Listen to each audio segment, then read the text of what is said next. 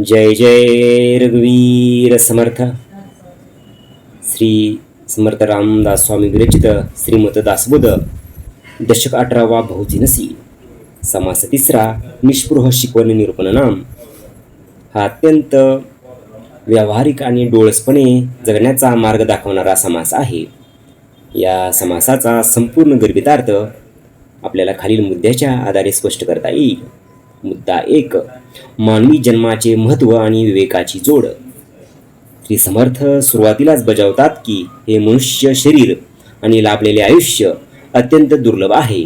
त्याचा आळसात किंवा विनाकारण नाश करू नये. जीवनात यशस्वी व्हायचे असेल तर विवेक, चांगले काय आणि वाईट काय याचा विचार जागृत ठेवणे अनिवार्य आहे. विवेकाशिवाय माणूस श्रीमंत असला तरी तो विचाराने रंक असतो. मुद्दा क्रमांक 2. अधोगतीची कारणे. माणूस स्वतःच्या अधोगतीला स्वतःच कारणीभूत ठरतो असे समर्थ स्पष्टपणे सांगतात. त्यासाठी आळस माणसाला पूर्णपणे लुटणारा सर्वात मोठा शत्रू. वाईट संगत, डोळसपणे पाहतानाही कुसंगती माणसाला बुडवते. मूर्खपणा आणि बाष्कळपणा, अभ्यासाचा अभाव आणि वायफळ बडबड यामुळे तरुणपणीच माणसाचे नुकसान होते.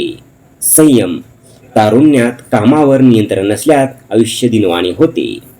मुद्दा क्रमांक 3. गुणाचा अभाव आणि सामाजिक व्यवहार. श्री समर्थ म्हणतात की ज्या व्यक्तीकडे ज्ञान नाही, उत्तम गुण नाहीत आणि जिला समाजात कसे बोलावे किंवा वागावे हे प्रसंग ज्ञान कळत नाही, तिची अवस्था दयनीय होते. ज्याला नीट बसता येत नाही, बोलता येत नाही, त्याचे शरीर आणि मन अभ्यासाकडे वळत नाही, त्याला अन्न वस्त्रासाठीही वणवण करावी लागते. मुद्दा क्रमांक 4. सुधारणेचा मार्ग. प्रयत्न आणि अभ्यास. जर स्वतःचा संसार किंवा आयुष्य बिघडलेत असेल तर निराश न होता पुन्हा विवेकाचा अभ्यास करावा. यासाठी समर्थांनी काही उपाय सांगितले आहेत. एकाग्रता, मन एकाग्र करून साधना करावी. प्रयत्नवाद, प्रयत्नाच्या आड आळसाला येऊ नये. गुणग्रहण, स्वतःचे अवगुण सोडून द्यावे आणि उत्तम गुणाचा जाणीवपूर्वक अंगीकार करावा. मुद्दा क्रमांक 5. निष्पृह आणि प्रभावी व्यक्तिमत्व कसे घडवावे. हा समास प्रामुख्याने निष्पृह, ज्याला कशाची हाव नाही असा राहून समाजाला मार्गदर्शन करणाऱ्या लोकांसाठी आहे. समर्थांच्या मते अशा व्यक्तीने उदंड पाठांतर करावे आणि सतत त्याची उजळणी करावे. दुसऱ्याचे मन ओळखावे. समोरच्याच्या मनाचा आदर राखून त्याचा कल ओळखून बोलावे. काही सुचेल ते ब्रळणे हा मूर्खपणा आहे. प्रसंग ज्ञान, कोणत्या प्रसंगी काय बोलावे याचे भान असावे.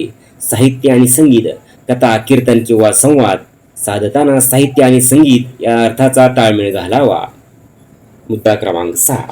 चिंतन आणि एकांतवास. शेवटी समर्थ सांगतात की ज्ञानाची प्राप्ती करण्यासाठी एकांत सेवावा. ग्रंथाचे सखोल वाचन करावे आणि केवळ पुस्तकी ज्ञान न घेता त्या ज्या गोष्टीची आपल्याला प्रचिती येईल ती सत्य म्हणून मनात साठवावी. जय जय रघुवीर समर्थ.